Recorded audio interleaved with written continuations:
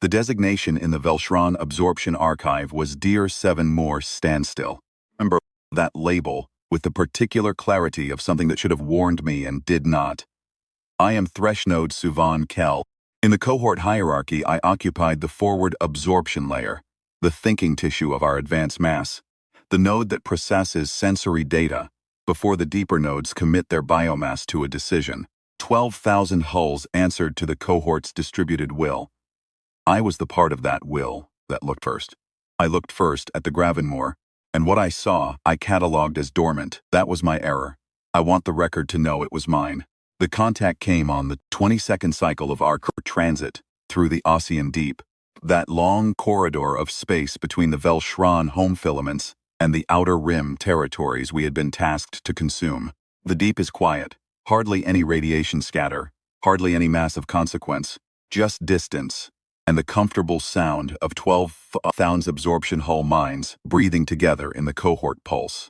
I had been thinking about the Jeth colony we had processed 2 cycles prior, running the caloric accounting, tallying what the cohort had assimilated.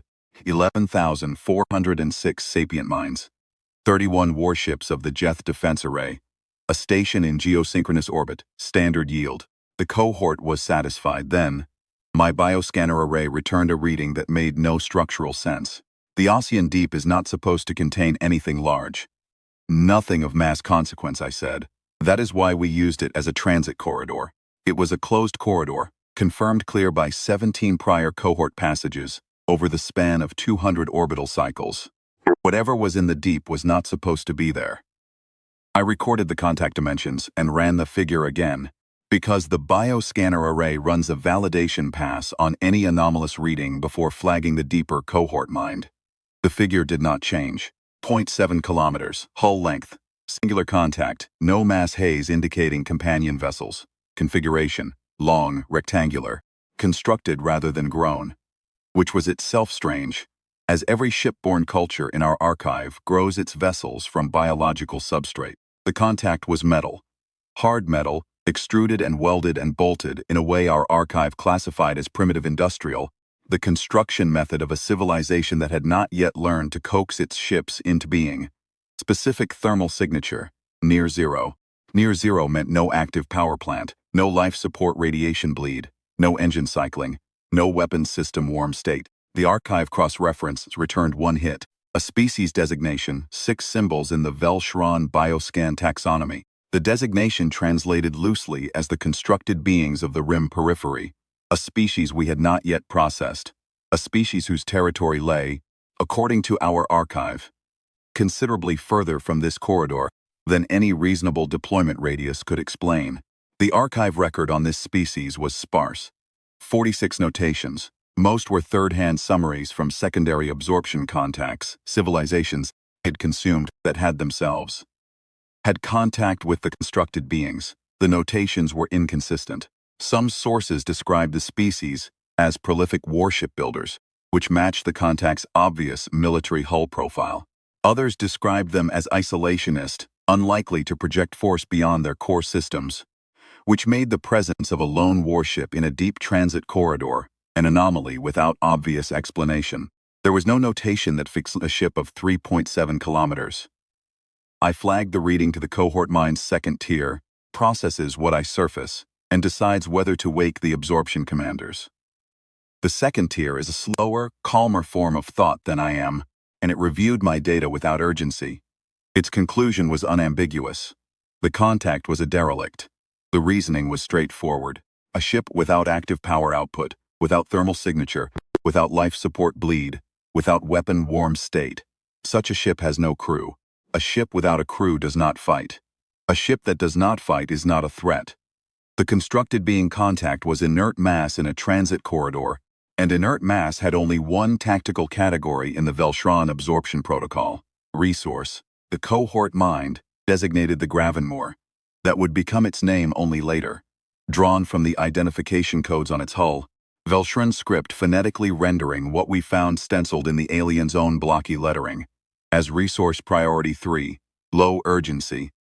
300 absorption hulls were detached from the forward mass to approach and begin the digestion process. The remainder of the 12,000 hull cohort continued along the transit corridor toward the outer rim. I traveled with the 300.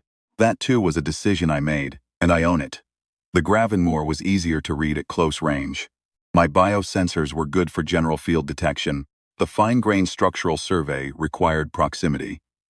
And at 2,000 kilometers, I had the full picture. The hull was massive in a way that the distant reading had implied but not quite communicated. The Velshron grow our largest absorption hulls to perhaps 800 meters, enough to contain the nutrient vats and the digestion nodes and cohort mind tissue and the propulsion filaments. The constructed being's vessel was 4 times that length in a single rigid slab, a shape so foreign to our grown organic aesthetic that my pattern recognition systems kept trying to categorize it as a spatial anomaly rather than a manufactured object. It was too straight. Things that move through space should be curved, should be aerodynamically honest about what they are. The Gravenmoor was a rectangle with a spine. The spine was a superstructure ridge running the full 3.7 kilometers of the hull's topside.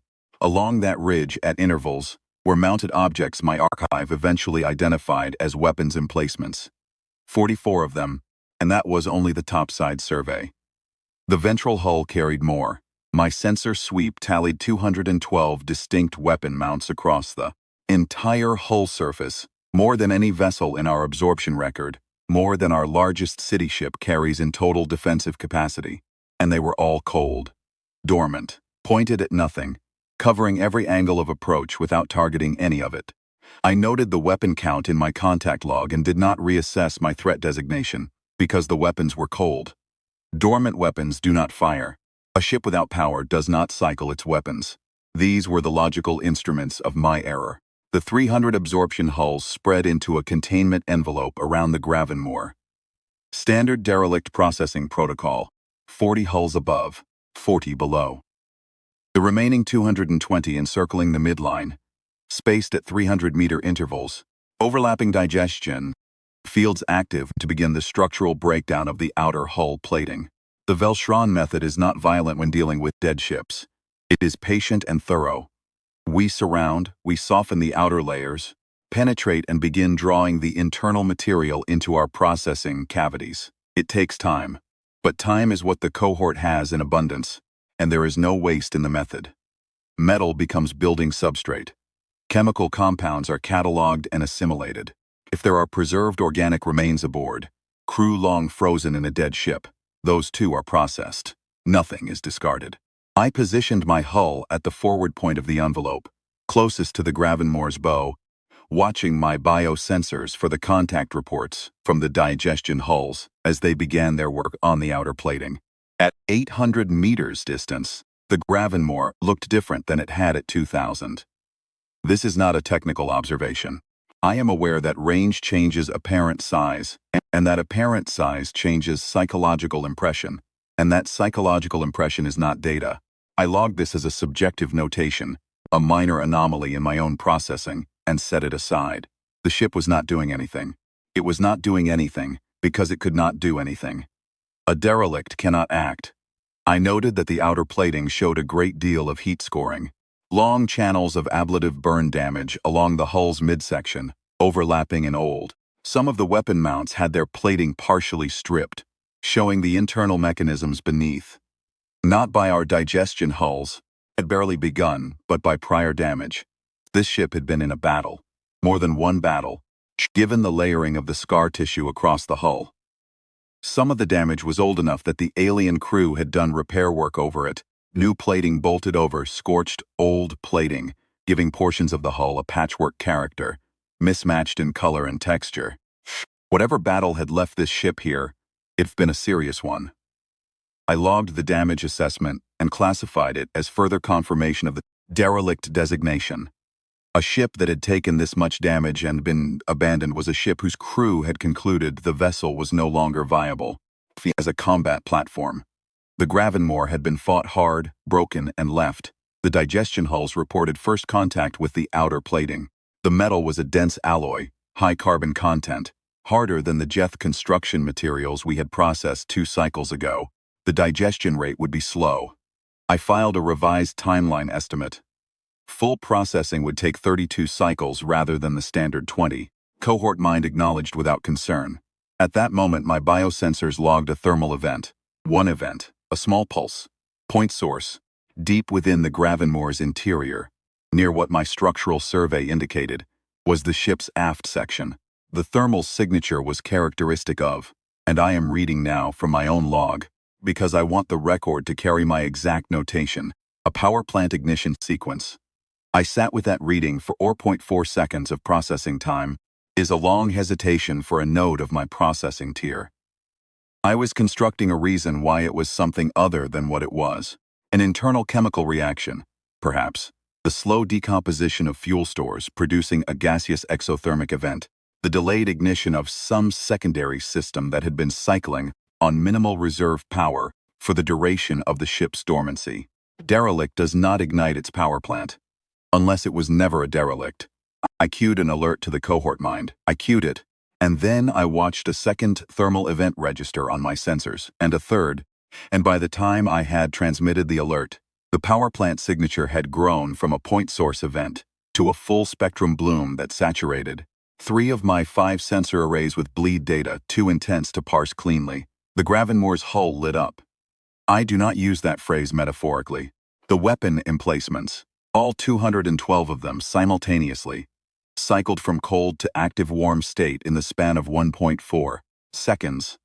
My sensors read the power discharge as a steady cascade moving from aft to forward along the ship's spine like a wave, like the cohort pulse I knew from our own vessels, but faster, more aggressive, more certain. The windows along the hull's upper surface, which had been dark, went bright. Engine ports at the aft, 6 of them, each large enough to swallow one of our medium absorption hulls whole, flared orange, then white, then an orange so deep it registered on my sensors as solid rather than luminous. The Gravenmoor was alive. I transmitted to the cohort mind. Containment, disengage, maximum withdrawal velocity, contact is active and hostile. Cohort mind received my alert and began its cascade of authorization. The distributed agreement process, by which a 12,000 hull organism makes a decision. The Velshron process is thorough and slow. In 400 cycles of our absorption campaign, we had never encountered a situation where the difference between 1 second of decision latency and 4 seconds was the difference between 12,000 hulls and none. We had never encountered the Gravenmoor before. The first weapon's discharge struck 4 of my forward containment hulls before the cohort mind had finished authorizing the first tier of withdrawal cascade. The discharge was not a beam weapon in the manner our archive described from other civilizations, a narrow pencil of coherent light that required precise targeting to be effective. What struck my containment hulls was a high-velocity mass driver salvo, clouds of dense metal slugs, moving at a fraction of light speed, launched from 2 of the ventral mount batteries in spreads wide enough to saturate spaces, rather than track individual targets. The containment hulls hit by the first salvo did not survive contact. They were perforated across every major system. There was no fire. There is no fire in vacuum, but the hulls collapsed, their organic structures broken by impacts moving faster than our internal coherence could accommodate. 4 hulls in the first salvo, gone before I had finished processing what I was seeing. I executed my own withdrawal without waiting for cohort authorization. My processing tier has that autonomy. The forward node can move when the tactical picture demands it. And I moved, accelerating away from the Gravenmoor's bow at maximum thrust. The Gravenmoor did not move with me. It held position, entirely stationary, and continued firing. The weapon discipline was the thing that broke my threat modeling most completely. I had assumed, in the fractions of time I'd had to consider a hostile contact, that a warship that had been lying dormant would be slow to engage, would need to acquire targets, would fire cautiously, would have some period of orientation before committing to full engagement. What I saw was different. The weapon mounts on the Gravenmoor's hull rotated into position with the precision of systems that had been calculating firing solutions the entire time they appeared to be cold. Every mount had a target. Every mount fired on a coordinated schedule that prevented crossfire interference between adjacent batteries while maintaining maximum volume coverage of the surrounding volume. The containment hulls that had spread into the encirclement envelope had no ordered withdrawal. They broke in all directions, each hull acting on its own survival priority without cohort coordination, because the cohort mind was still cascading through its authorization tree. This was exactly wrong. Dispersed, isolated, the hulls presented individual targets to a weapon system that had already demonstrated it could engage multiple targets simultaneously. Coordinated withdrawal in formation would have reduced our exposed cross-section. What we did instead was fill the space around the Gravenmoor with 300 individual targets at varying distances and trajectories. I was one of them. I was accelerating at maximum thrust, and I was watching my sensor returns, and I was counting. The mass driver batteries on the Gravenmoor's forward section could not depress sufficiently to engage hulls that had withdrawn past a certain angle behind the ship's bow, a geometry limitation that the weapon mount positions imposed. I had moved to within that cone of relative safety, without planning to so. I had moved there because my instinct was to get away from the ship's bow, and the bow's weapon geometry happened to create a forward angle blind spot I had blindly occupied. I noted this with something I can only describe as the biological equivalent of retrospective cold sweat. The aft batteries of the Gravenmoor had no such limitation. By the time the cohort mind completed its withdrawal authorization and cascaded the order across the distributed hull mind, 47 of my 300 containment hulls were gone. Not disabled, not damaged and withdrawing, gone. The Velshron hull structure is grown for absorption and digestion, not for absorbing kinetic impact. A standard absorption hull can sustain a direct beam weapon strike and continue functioning at reduced capacity, while its biological repair systems respond. It cannot sustain a mass driver slug traveling at 1/5 the speed of light. The physics are different. The biology has no answer to them. The withdrawal order reached the surviving hulls, and the remaining 253 attempted to comply in a coordinated fashion, forming columns oriented away from the Gravenmoor and accelerating to transit speed. The Gravenmoor fired into the column formations. A columnar withdrawal presents a different target geometry than a dispersed one. The Gravenmoor's weapons system had no difficulty with it. The mass driver salvos moved through the column axis, and where a single slug might pass through one hull, salvo, moving through the column axis, passed through whatever was aligned behind it. I was watching this and transmitting data to the cohort mind and continuing to accelerate in my blind spot cone, and I was, first time in my 400 cycles of service as a forward absorption node, afraid. Not concerned. Afraid. The Velshron do not have a precise analog for this emotional state.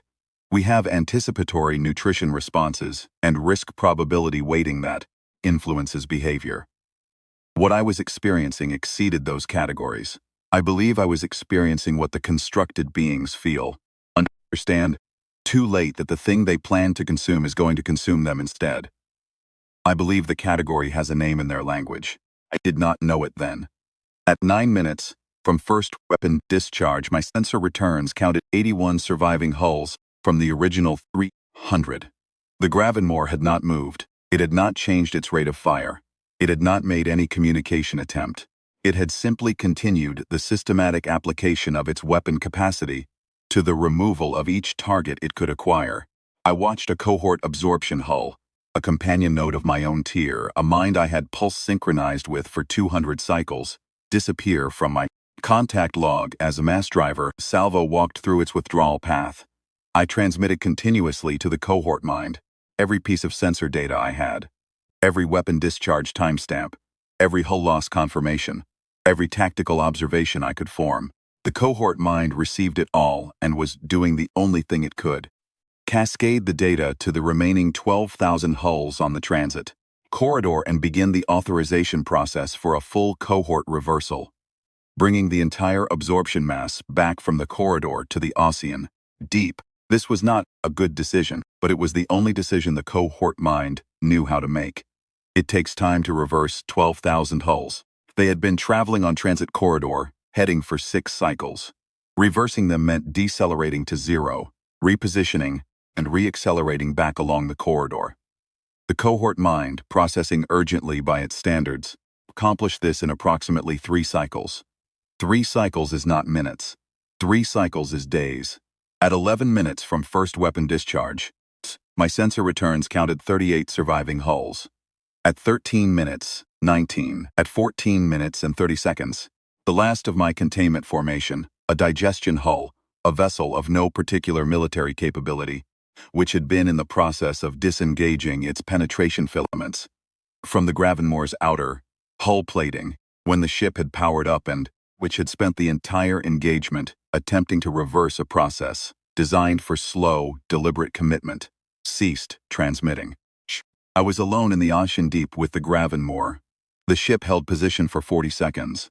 I was still accelerating away from its bow, still in the geometric shadow of the forward weapon mounts, and I watched it on every sensor array I had. It sat there in the silence of the deep, its engine ports burning steady orange, its weapon mounts completing their rotation back to rest positions with the unhurried patience of machinery that had finished a task and saw no need to remain at readiness because nothing remained. Then the Gravenmoor moved. It did not move toward the cohort mine's main transit corridor formation, which was 12,000 hulls and represented the largest concentration of mass in this region of space. It did not move toward me, which I noted with a detachment I cannot quite justify, as though my own survival had become a secondary concern beside the fact of the ship's existence and what that existence meant. The Gravenmoor moved toward the outer rim. I understood then. The movement told me what the dormancy had been. The Gravenmoor had been in the Ocean Deep, not because it had been abandoned, not because its crew had concluded it was no longer a viable combat platform. It had been traveling, at minimal power, toward the outer rim, toward the worlds that lay in the path the Velshran absorption cohort was meant to reach. The damage on its hull, the old battle scoring, the patchwork repairs. That damage had not come from a defeat. It had come from engagements that preceded this one. The Gravenmoor was not a ship that had been broken and left. It was a ship that had been fighting continuously and was still fighting. And the dormancy I had read as death had been the minimal power conservation of a vessel moving with deliberate patience toward its objective, ready to engage anything it encountered along the way. Ready to engage us. I filed a summary contact report to the cohort mine's deep tier. Not the tactical data. I had been transmitting that continuously, but the interpretive assessment, what the Gravenmoor was, what it was doing, where it was going. The cohort mind received it. The cohort mind forwarded it to the Absorption Council, governs our campaign from the home filaments. The Absorption Council, I understand, convened an emergency session to discuss the implications. 4 days. By the time the council had completed its session and issued directives for how the cohort was to respond to the Gravenmoor contact, the Gravenmoor was no longer in the Ocean Deep. It was in the Velshran outer occupation zone. The archive has the subsequent contact logs. I will not recount them here. They are extensive, and they are uniformly negative. They are all my fault for the designation I applied 14 minutes into an engagement that resolved in 14 minutes. 7 more standstill. I called it dormant. I called it a resource. I routed 300 hulls to digest it, and I positioned myself at the forward point of the envelope, and I watched my sensor arrays. And I cataloged what I saw with the confidence of a system that had processed 400 cycles of absorption, operations without encountering a contact that it could not categorize. The Velshran archive has a category for derelicts. It has a category for active warships.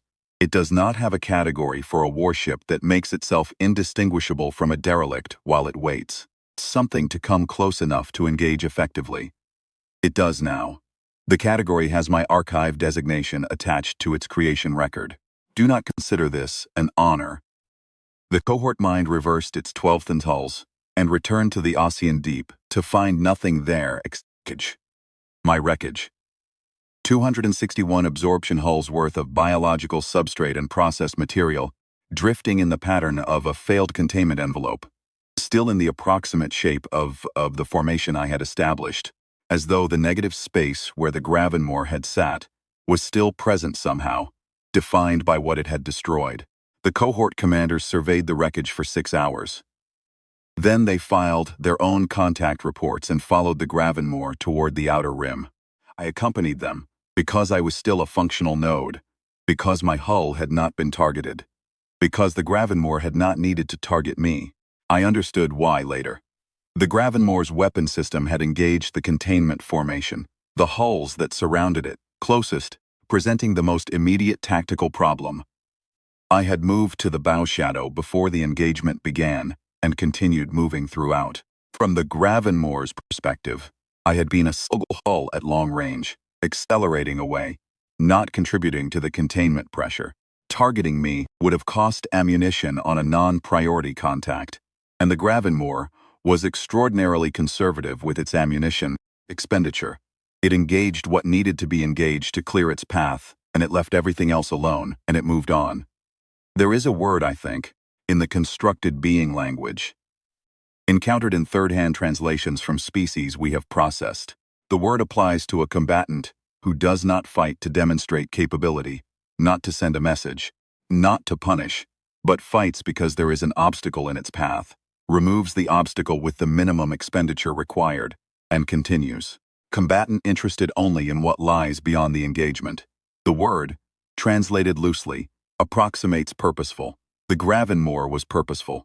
We are an organism of 12,000 minds thinking together, and we could not coordinate a withdrawal in 14 minutes. Gravenmoor was 3.7 kilometers of dead metal and ancient battle scarring, and in 14 minutes, it cleared the space around it, extinguished 261 of our hulls, and continued moving. I have been asked, in the review sessions that followed, whether the engagement could have gone differently. Whether a different initial designation, active warship rather than derelict, would have changed the outcome. Whether the cohort mine's authorization process should be reformed. Whether my own decision to travel with the containment formation was an error of protocol. These are the questions the Absorption Council asks, because they are the questions an organism like ours knows how to ask. We understand protocol. We understand designation error. We understand authorization latency. We have 400 cycles, in which those were the variables that determined outcomes. The question the Council does not ask, because it does not yet have the category, is this: what do you do when the obstacle you designated as a resource turns out to be the kind of thing that waited? Not hid. Not concealed itself through active deception. Waited. With all systems cold, and all weapons dormant, and all thermal signature suppressed, the Gravenmoor had moved through the Ocean Deep, through a corridor we had confirmed clear 17 times, and it had waited. For what? For us, specifically. For any obstacle that presented itself on its path toward the outer rim. I do not know. The distinction may not matter. For what matters is that it was waiting, and we did not have a category for a warship that waits.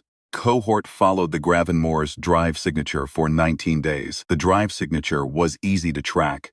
The Gravenmoor ran its engines at cruise power, leaving a clear thermal trail as though the ship was indifferent to being followed. The cohort commanders discussed engagement protocols at length, a concentrated approach from multiple vectors simultaneously to saturate the weapon coverage, a massed salvo at long range, a bracketing movement. None of these proposals accounted for what we subsequently observed. When the cohort caught up with the Gravenmoor, at the approach to the first outer rim system, a border station we had previously designated for consumption on our next transit, the Gravenmoor had stopped. It was stationary, positioned between the cohort's approach vector and the station, with its bow oriented toward us, and its engines at idle, and its weapon mounts cold.